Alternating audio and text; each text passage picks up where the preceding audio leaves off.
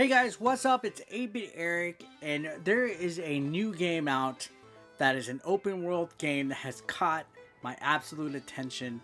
I played it for the PlayStation 4. It's called Greedfall. Now, this game caught me by surprise. I know I say that quite often, but it caught me out of nowhere. I was not expecting a game that I could easily compare to other great games such as like Fallout or even Skyrim, or dare I say other great titles such as like Dragon's Dogma or even The Witcher 3. This game is actually quite a bit of fun. Initially when I played it, I was at a loss for words. I got a review copy and I was like, okay, let's see what this game is about. And once I got in, I was like, wow, how did this fly under the radar for me until just now?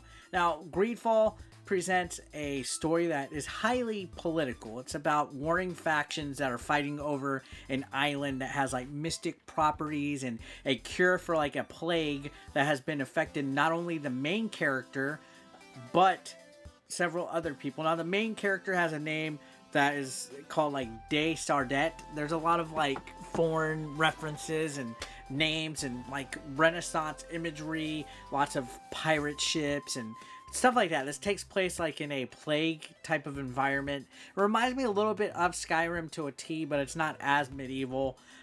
The battle system is just like other games such as like Witcher 3. Like as I mentioned, you have like a strong attack that is used to slice your opponents. You have a weaker attack that is basically used to like stun them. You're able to parry and dodge, and then you can even build up adrenaline to do what is called a fury attack. Now, initially you start off with like generic clothing and armor, but as you progress, you can loot enemies, you can find treasure and loot scattered throughout the environment, and eventually you get armor or items that you can craft to make better weapons, better armor.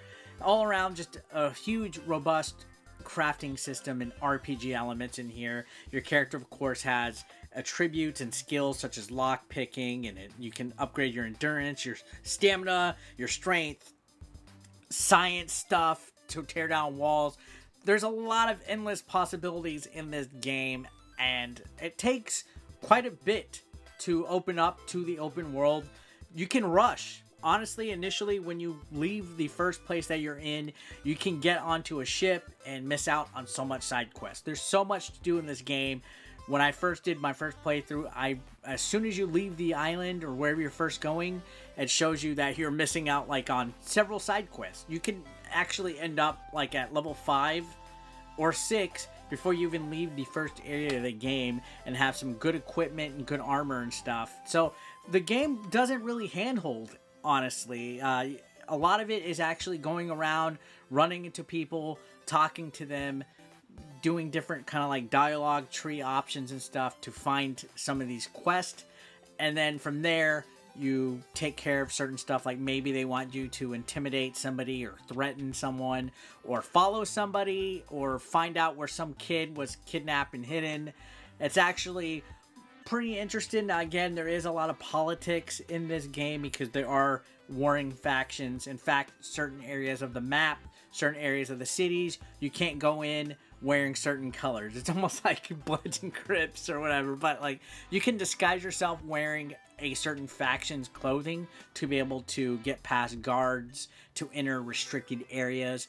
And then you have reputation points. You can use them to kind of like get better like answers. You can use your charisma basically to like convince people to do stuff, but if you get caught lying, or if you get caught doing a certain choice or whatever, it affects your reputation. So there's a reputation skill or attribute in here that goes a long way to playing your game a certain way. Like plot lines and certain actions and choices that you make all kind of revolve together in this game. Honestly, I was like, wow, I was not expecting Greedfall to be as well produced and developed as it really was. I also saw a couple other people like Down Phoenix live streaming this, and I saw how much further ahead he was than I was in my initial play, and it just motivated me so much more to get into this game because I absolutely love open world games. I've been addicted to playing Greedfall because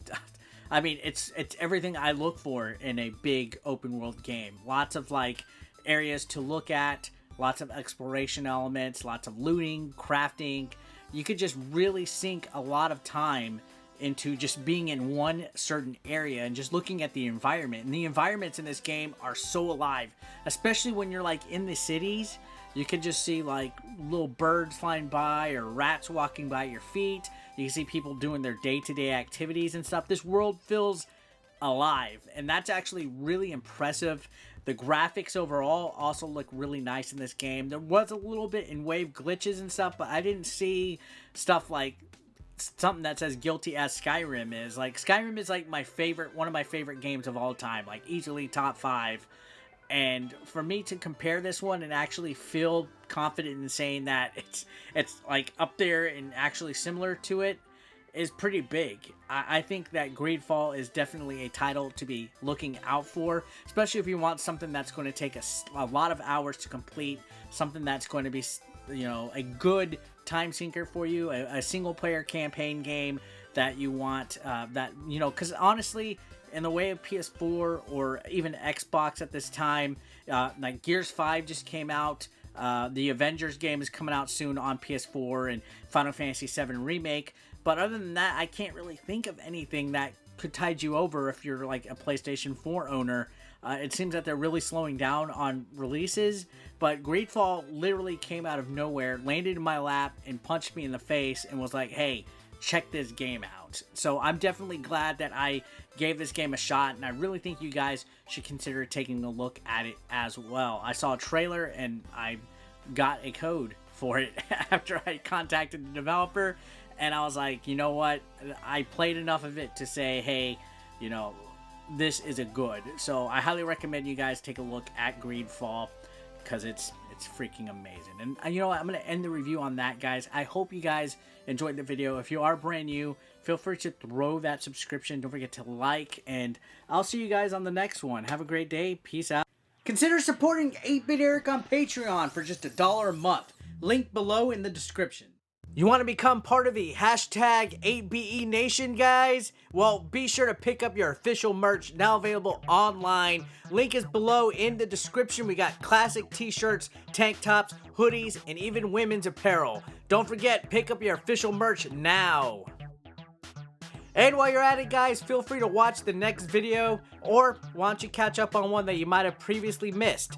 Thanks again, guys, for all the support. I couldn't do this without you. You guys are amazing, and don't forget to subscribe and click that like button if you are brand new. Thanks again, guys. Peace out.